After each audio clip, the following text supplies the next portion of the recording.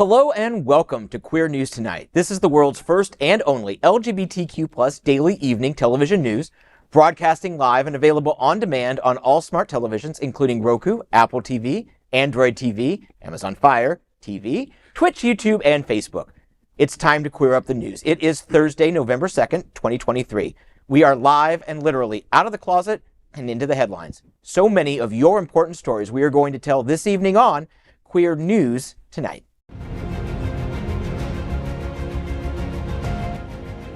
This is the world's first live daily LGBTQ evening news show, literally out of the closet and into the headlines on Queer News Tonight with Al Ferguson.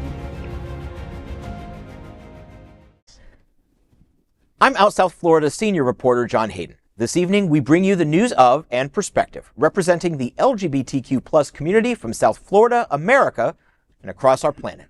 This is the world's first and only unedited live LGBTQ+ evening news show.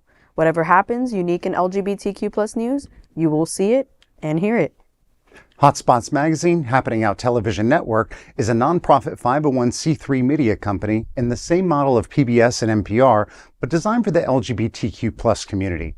Our mission is to support the 10 pillars of our LGBTQ+ community.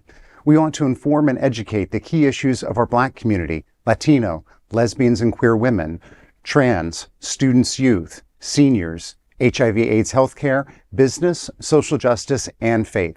Help us support our community. We are part of one of the largest LGBTQ+ media companies in America, Hotspots Magazine and Happening Out Television Network. Our magazine is celebrating 38 years of the LGBTQ+ experience, and our television news, talk, and entertainment shows support our mission to educate the LGBTQ+ and broader community. Well, it's Thursday, which means it's almost Friday, so the weekend's here. Let's meet tonight's panel, and we begin with Bad Poppy, a Latin-ade, gender-fluid drag artist redefining what it means to be trans and non-binary in the Latin community. Bad Poppy is also the executive director of Reflect Collective, a nonprofit serving QT/POC survivors of sexual and domestic violence. Bad Poppy is an icon in the Latin LGBTQ+ community and is and will forever be known as the baddest poppy in town. Welcome. Thank you so much for having me. Again, we have to remember November 17th. You know what it is. You know what it is, right? Friday. No, Gender Chill. What's a Friday, though? It is a Friday, but it's a gender. So we have Gender Chill. It's going to be an amazing queer fashion show. Queer students, queer communities going to come, model, wear their stuff, strut their stuff on the catwalk, and, it's going to be a fun night. So come out, support us. Absolutely. Friday, November 17th. More details are available on the Gay Agenda. Let's welcome Mark Pettit, a pioneering traveler who coordinated the very first gay pride parade on the continent of Antarctica. He is also a former Mr. Sawmill Leather Sir. He and his husband Luke run Links by Luke, the chainmail harness and pride accessory shop. He's also quite verse. Welcome, Mark. I didn't say I was versed, but the harnesses certainly are. If you would like to come and see more of them and some really beautifully handmade gear here, we will be at the Wilton Art Walk on Saturday the 18th, 6 to 8 or 9 o'clock, right in front of apartment 9F.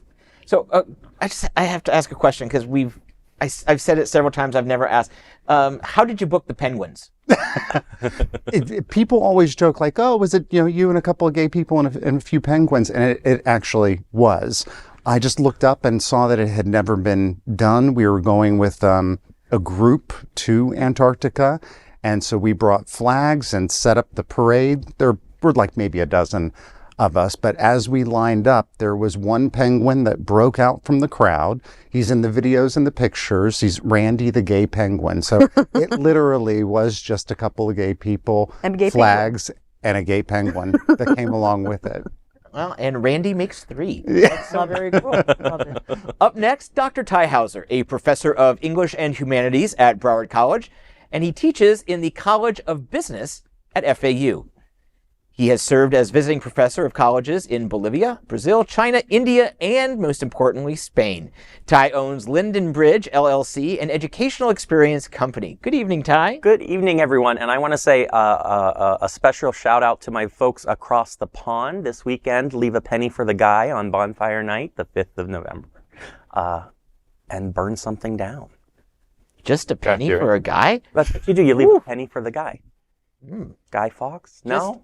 Guy Fawkes, fireworks. Yeah. All that. Yeah. I was thinking I was going to get the bargain of a lifetime on a date.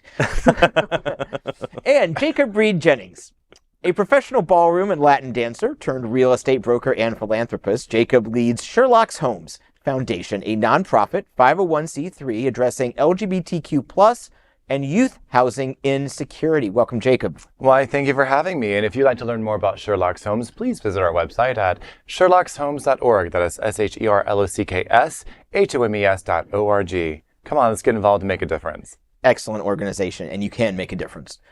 We are the reporters for Queer News Tonight, and this evening we begin with the queer headlines. The LGBTQ community in South Florida and across America is diverse. Our community around the world is vast. Here are the bullet points of the queer news for today, Thursday, November 2nd. And we begin queering up the worldview. Queer News Tonight, historic live broadcast from Athens' Temple of Poseidon on Tuesday, November 14th. The Queer News Tonight team strives every day to bring you the latest news from the LGBTQ+ community in South Florida, America, and around the world. We are going to report live for 11 days while traveling through Europe, Africa, and the Middle East. Your response to these special broadcasts have been amazing, and as a result, one of our live broadcasts will be from the beautiful Temple of Poseidon outside Athens on Tuesday, November 14. We bring you the top news from the LGBTQ+ community, no matter where we are. Make sure to stay tuned as we bring you the global headlines from some of the world's most historic locations. And I think the whole crew's either over there or in transit just about. I know the studio crew is wrapping up with us and then getting on a plane at ungodly hours or whatever. And I think they have to fly coach. So God help them all for this long flight. It's like, there were two reasons why I didn't go. Number one, I don't fly coach. And number two, the Temple of Poseidon, I don't like to get wet. I just cannot So wait. I said your exes. Ouch. It's a harsh show. I just cannot wait to see FayWhat in Athens. If she did not bring some kind of Grecian flowing gown to take a picture there, I will be very disappointed. So FayWhat, you are on notice. We want pictures. Oh yeah, absolutely. And also, Greece, I mean, the history is pretty gay, let me tell you. Let me tell you. So it's like a great thing that y'all are broadcasting from there. To quote John Travolta, Greece is the word. Oh, good Lord. Next, let's queer up entertainment. Actress Annette Bening warns those who would attack her trans son. Annette Bening had a defiant message for foes of LGBTQ+ rights and equality in the United States, specifically political leaders targeting the trans community. While accepting the Advocate Award from GLSEN's Rise Up LA benefit, the four-time Oscar nominee said, quote, "You do not want to make this mama mad," end quote. Bening, mother of a trans son, Stephen Ira, spoke about why she's become increasingly vocal in advocating for the trans community. Bening told a story about a friend who has a trans child and until recently lived in Texas, but moved her family to California due to Republican Governor Greg Abbott's directive that gender-affirming care is child abuse. The event included performances by singers Iniko and Noah Cyrus, who introduced her good friend, gay country singer Orville Peck, who received GLSEN's Champion Award. The night was emceed by drag star Mo Hart and included appearances by Joyride's Sherry Cola and comedian Fortune Feimster, as well as speeches by members of LGBTQ+ students who work with GLSEN. The event raised funds for the GLSEN's program supporting queer grade school students across the country. You know, my very first few gay pride parades that I went to, I saw some people there with the free mom hugs, free dad hugs. And I had pretty darn supporting parents, so I did not understand what that was all about. So when I see somebody like at her level of exposure being that just viciously supportive. It makes me so happy, but it also reminds me how lucky those of us are who did have that love coming up, and just realizing that in and of itself is a form of privilege too. There are so many people out there that did not have that coming up. So this just kind of brought all that together for me. I thought it was a beautiful story. Viciously supportive. I love that phrase. Heck yeah. Absolutely. I mean, for me, like, unfortunately, my family wasn't as supportive growing up because I do live in a Latin household. In Spanish, there's only two genders, like, man, woman, and it's a very gendered language. So they didn't even understand the concept of non-binary, much less like trans identity and whatnot. So it's really nice that there's people out there, there's parents out there who really love and support their kids and will do anything to make sure that they're safe in this world. Let's let doctors decide what's child abuse. Let's let social workers decide what's child abuse. Your stand is not, Governor Abbott's stand is not against child abuse. His stand is for abusing children to get more votes. That's just what he has. At the end of the day, we are political pawns that he and his people just punch down on. We're starting to punch back. We're getting some support from the courts, and that's helping. But these are dire times. And it's sad that she had to leave Texas. She had to leave her home just to be able to get medical care. Doctor approved, doctor sanctioned, doctor recommended care. She had to leave her state to go find that for her child. She is a fierce mama. As for Annette Bening, I love you. I got to interview Annette one time, and it was for a much more fun story than this. But even then, you can just feel she has an edge. You like her, and you don't want her to be opposed to you. As for Fortune Feimster, girl, I love you. You're playing West Palm Beach on New Year's Eve, so that's going to be a really fun show to go to. So, if you want to do an interview, hit me up. If you got extra tickets, hit me up. Well, next, let's queer up LGBTQ+ civil rights. Pole star India Moore arrested in NYC at Israeli ceasefire rally. Actor India Moore and transgender rights activist Cecilia Gentili were among hundreds of people arrested at a New York City rally calling for a ceasefire in Gaza. The demonstration, organized by the anti-Zionist organization Jewish Voice for Peace, took place at Grand Central Station in Manhattan, a tribute to ACT UP's takeover of the transit hub in 1991 to protest the Gulf War. Thousands of protesters filled the station and spilled out into the streets in Midtown Manhattan. Many protesters, including Moore and Gentili, wore black shirts printed with white text reading, "Not in our name," and "Ceasefire now." 335 protesters were arrested, many of whom received summonses for criminal trespass and disorderly conduct. Afterwards, Moore posted on Instagram acknowledging her safety and support for Palestine. She also addressed some of the blowback she has received for voicing explicitly queer and trans support for Palestine.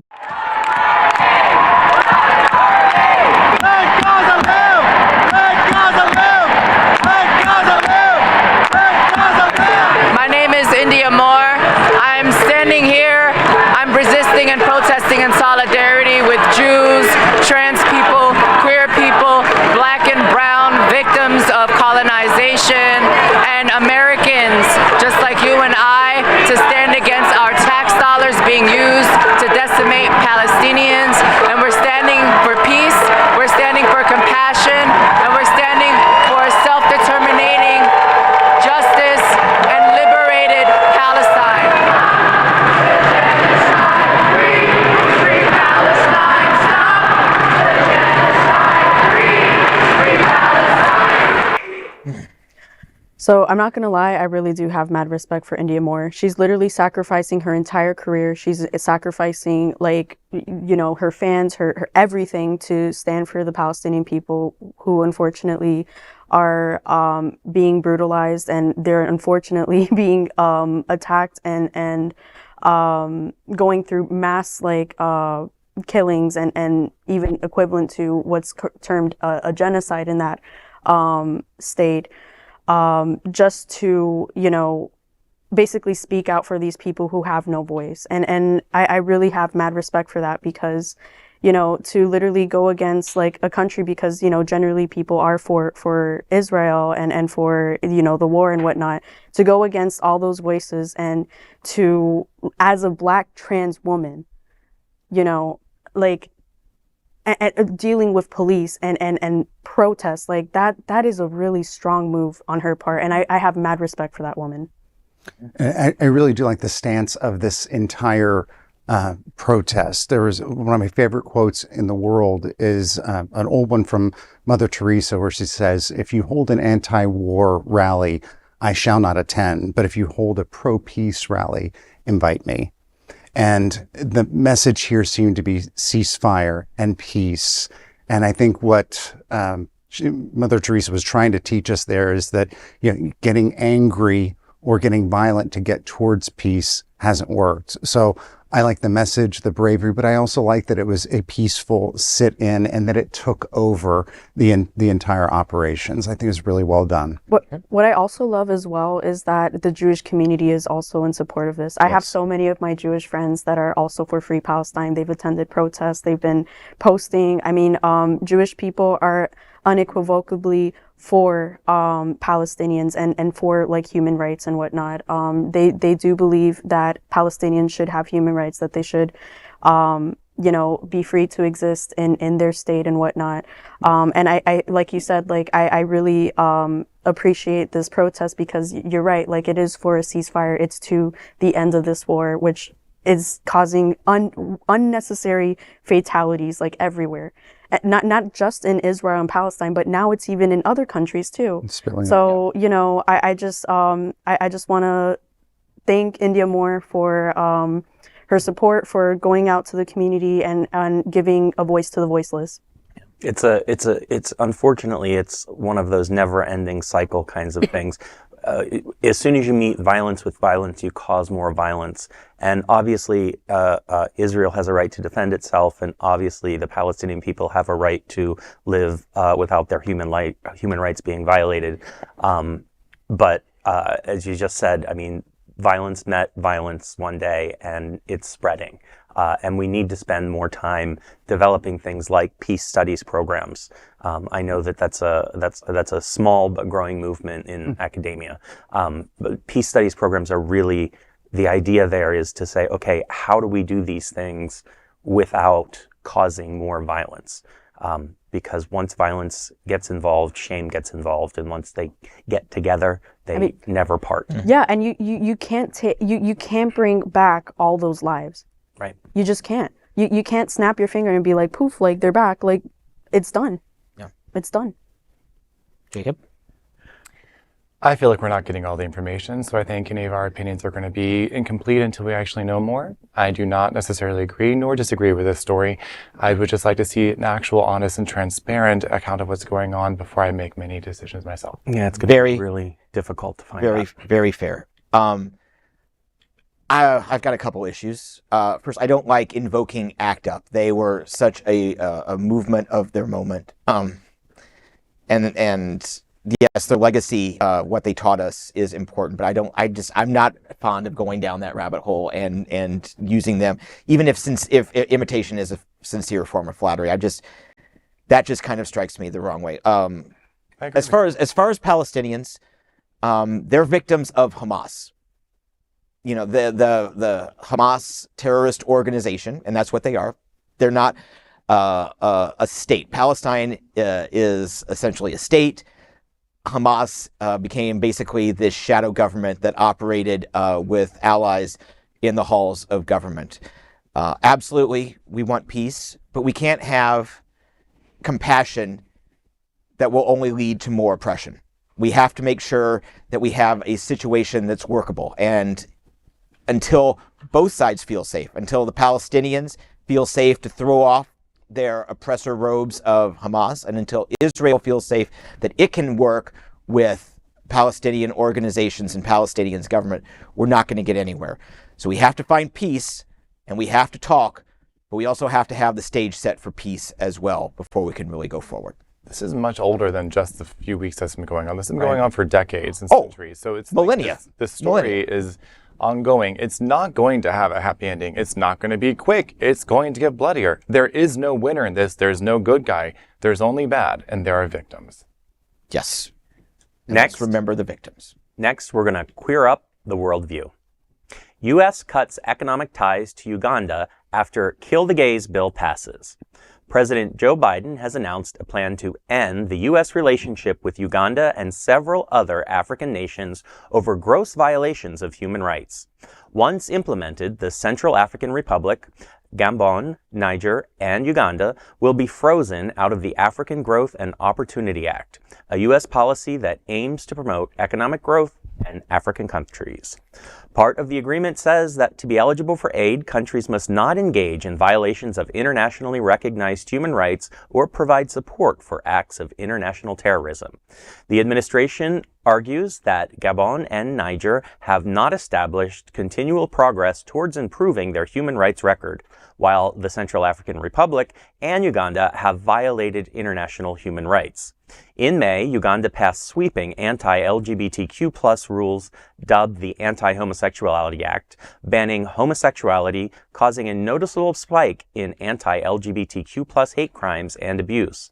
The law also introduces an aggravated homosexuality clause, which carries the death sentence. Calls for Biden to cut economic ties were first heard in July when California Congressman Robert Garcia said it was against the USA's fundamental principles to continue aiding Uganda. The sanctions start January 1st. There's always a lot of turmoil going on in Africa, especially when it comes to gay rights, homosexual rights, queer rights in general. And cutting aid is, I think, the right move. I mean, the reason why they're so, homophobic and anti-homosexual to begin with is because of these Christian evangelicals that came for the United States, went to Uganda and spread all this hate. Like that was like their breeding ground, basically. It's just a shame to see the amount of growth and development that's happened in Uganda, because I believe that they have been taking advantage of the funds in good ways. There's a lot of entrepreneurial development and leadership development among their younger people. But I hope that this is something that is easy for them to improve. That there's very clear steps of what needs to change, what needs to happen, because I think we do really want to be in that cradle of development very much. But we can't do it under these circumstances. Well, because the Chinese are also very much interested in being involved there. And obviously they don't have a huge... and where we leave, they fill in. That's exactly right. Exactly right. This battle has been going on for decades, going back to the Cold War. While we were actively fighting in Vietnam, Korea, Panama, various Caribbean countries, the proxy wars were being fought in development, in infrastructure. Mm-hmm. The Soviets at the time were coming in and building bridges. The Chinese come in and still are coming in to build water treatment plants, to build infrastructure. But that stuff isn't free. And it's certainly not out of the generosity of the Chinese People's Republic leadership, of the Russian leadership, or even Saudi money. Saudi money is starting to go in there because they want to grab oil and mineral rights beyond their own borders. So we have to take this, but it's one of those things like, what can you do? We can't just hand boatloads of money to a country that's going to execute people simply for being gay.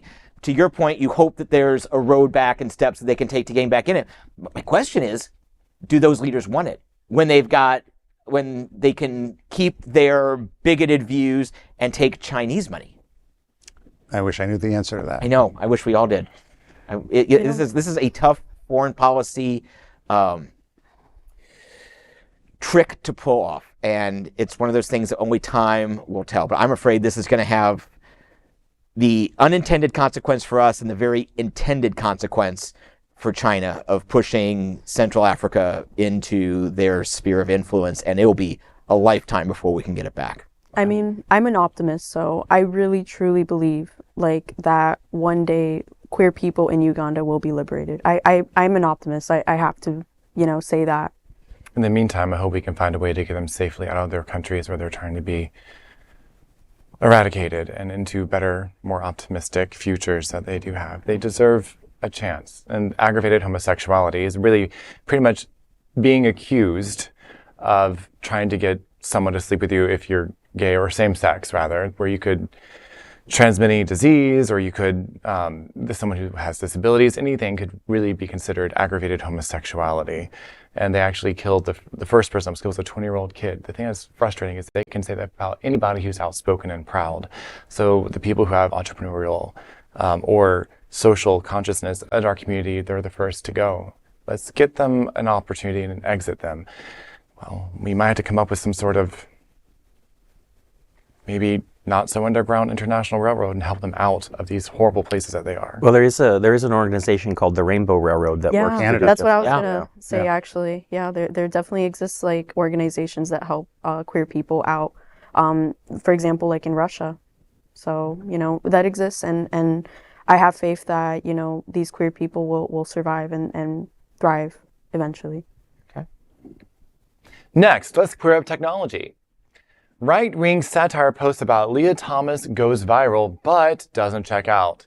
SpaceX Mania published an article claiming that Leah Thomas, an American swimmer who rose to fame after becoming the first openly transgender woman to win the NCAA Division I National Championship in 2022, had been denied the right to participate in the 2024 Olympics, claiming that the Olympic Committee didn't want a cheater.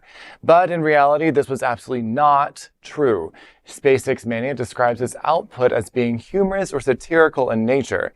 The article notifies readers to be cautious and use their own judgment while reading and interpreting the satirical articles. However, when SpaceX Mania Facebook account posted the story, it garnered 22,000 likes and hundreds of transphobic comments, many praising the Olympic Committee for their decision. The International Olympics Committee is fine with Thomas competing in Paris Games next year, but the sport's governing body has barred transgender swimmers from competing in major women's events, including the Olympics. It has instead proposed an open category allowing for trans competitors, but nothing is official. Okay, I got something to say about this. Look, I understand that you might find it to be satirical and funny, but even when I clicked on the article, it was not clear that it was satirical and funny, and your guidelines are absolutely irresponsible. Just putting it out there. What you did also put someone's life at jeopardy, and as someone who has an LGBTQ nonprofit, we are not surprised to see nothing but hateful comments on social media because people can hide from there. It's not brave, it's not bold, and it's not news. But on a serious conversation, when it comes to actually having sports, I was talking to a good friend of mine about this just 2 days ago after our last broadcast. And I want to first remind people that women could not compete in organized sports in the Olympics until 1922, I want to say is what it was. So it wasn't that long ago that women couldn't be considered athletes or actually have any form of sports, and that was sanctioned by any official body. So it was not that long ago. It was 100 years. 100 years, people. Now, the argument that my friends like to make was, yes, well, if there's a boxer, they're so much bigger and they're trans, how can a trans boxer compete against a biological woman? Well, first and foremost, we're not getting the full story with any of these official athletes.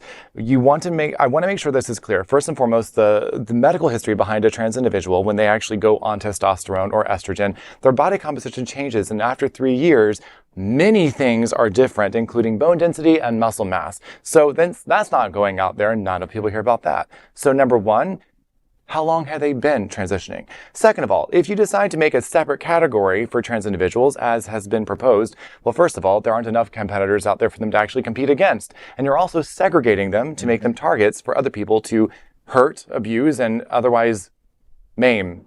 And why would you want to compete with no one? That's why you're an athlete. You want to actually have competition, right? Now, not all sports are done as something that is a one-on-one competition. Some of them are done by time sports, races, for example. But the answer may not be in having its own separate category, but in these open categories that you would have. In ballroom and Latin dancing, we do have open competition where it is not gender specific, where you have male students competing against female students and the best dancers win. Now, that being said, not every sport is like that. And it's not up to one blanket community to say this is what's got to be for everybody. But every sport does have professionals that have the insight and the expertise to adapt their guidelines to be more open and inclusive. This is not going to go away. Why not make your sport better by having more perspectives and more inclusion so that people can actually perform better? Why be scared? We're just evolving. But like to your point, like you said, separate is never equal. You can't have this little subcategory or tournament. And to your point, Jacob, I think that I think ballroom dancing is a lot more like tennis in that like they have the mixed doubles competition, and as opposed to what they're trying to do here at the Olympics or in international swimming, which is it's team sport, but it's also a very individual sport. You're competing against yourself in the clock. It's essentially, yeah. So I think that's it's a hair to be split, and I clearly don't have a lot of hairs to split. That's why I said there are different types of sports. There are subjective sports like figure skating, gymnastics, ballroom, Latin dancing. There's competitive contact sports. There's also sports against the clock. So there are various forms of the sport. But again, like I said, it's not up for me to determine what's going to be best for boxing or swimming. But there are professionals within that arena that do have the insight and the expertise to adapt the rules to be more inclusive. Absolutely. Well, Dr. Hauser. Oh, I'm sorry. No. Go. I was just going to mention also that intersex people also exist too. So what categories do they fit in? I mean, there's have already been, and this mostly happens in POC, like to POC women. A lot of them have this intersex condition that's caused by PCOS, polycystic ovary syndrome, where they literally produce more testosterone than the average like female or whatnot. They've literally been barred from the Olympic Games just because they have more testosterone than their other biologically female competitors, but they're still the same sex. Right, and there are a lot of, and I don't want this to sound diminutive anyway, but there are a lot of quirks that you have to work out through. There are a lot of scenarios that will have to be worked out. But first, we just have to decide or recognize the equality of men and women. And trans men are men, trans women are women. Correct. And that is just it. Mark, I want to bring you in. I mean, just on a more kind of personal side of this, how many times does she need her name, her story, and her picture just being dragged through really negative media like this? I mean, my heart just goes out to her. As I don't think that this is satirical or that this is funny, kind of bringing back to your point, because she is the center of the conversation, already being made fun of and getting these weird suggestions of an other category. We just need to ask the people involved and who know, and them what they would like, not come up with our own ideas for let's do this category or that category. I just wonder why this isn't considered libel or slanderous. And I know that they're using the satire comedy excuse, but when that's a person who's already being beat up in the public light, it becomes cyberbullying. Then it becomes a bullying issue, and I don't think that comedic exemption should apply. Okay. Yeah, and I would also like to say, in addition to like intersex people, like you were saying, we need to establish that men and women are equal. I mean, we literally just banned trans women from playing in chess competitions. You're kidding. I'm not kidding. Chess? Chess. And if you're literally banning trans women from, like, what are you trying to say? That people assigned male at birth are smarter than people assigned female at birth? Everybody just has different. But this is good. This is good because when they ban something like chess, where there's no obvious, advantage going either way, they're really just showing their cards. Right. Yeah.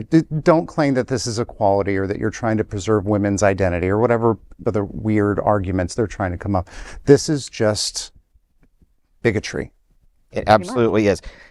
And before we can fight the hate on the streets. We need to fight the hate at these governing bodies, Pretty the much. ones that are going to control the sport, because that's just not going to change. You know, the power structure isn't going to change. The way they interpret the athletes as who they are, that is what needs to change.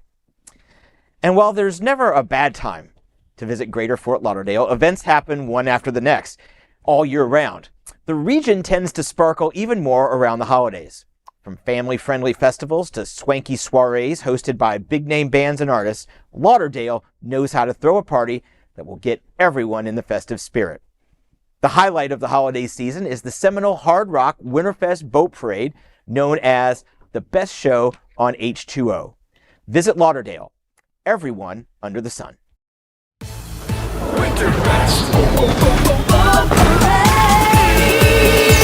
Where can you find the biggest show on H2O? The seminal Hard Rock Winterfest Boat Parade. Sponsored by WSVN Channel 7, the Winterfest Boat Parade is the 7th largest spectator event in the country and was named one of the top 20 parades in the world by USA Today. For over 4 decades, this holiday tradition has attracted a long list of celebrity grand marshals, thrilling more than 1 million spectators a year, gathered under the stars to watch a dazzling display of boats float along Fort Lauderdale's fabulous waterways.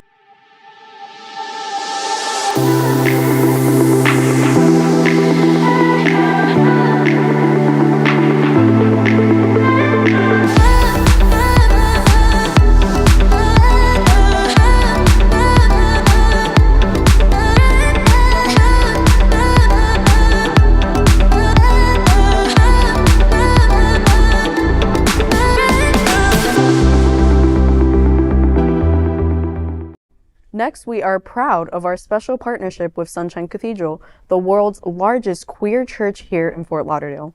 Supporting that partnership, we are broadcasting from our permanent set here at Sunshine Cathedral at the Happening Out television studios. We broadcast Sunshine Cathedral Sunday International Service at 10:30 a.m.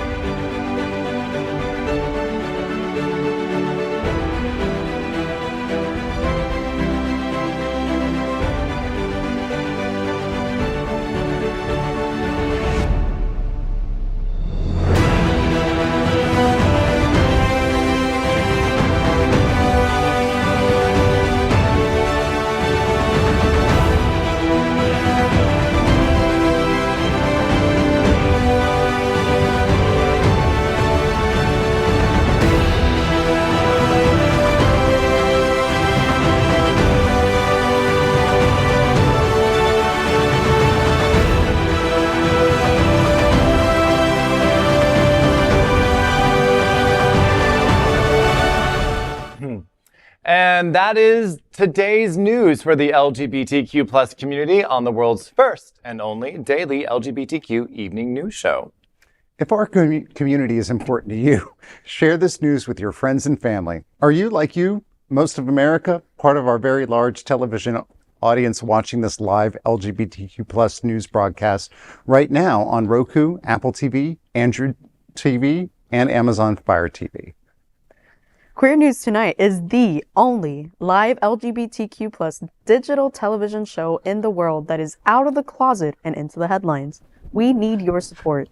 If our community is to grow, we must tell our stories and bring them to the attention of the broader world. This is the only place in the world that tells these types of LGBTQ plus stories in motion and in sound. That is the passion of Hotspots Magazine, Happening Out Television Network, and Queer News Tonight. I'm John Hayden, and I have no idea what's going on right now. But on behalf of these LGBTQ plus reporters, the anchors of Queer News Tonight, including the baddest poppy of them all, Mark Pettit, Dr. Ty Hauser, and problem child, Jacob Reed. We will see you at Daily at 8 p.m. And don't forget, we're going to be broadcasting live from the best, most historical parts of the world in Europe, Asia, and the Middle East starting next week. But for now, to our LGBTQ plus world, we wish you a very Good night.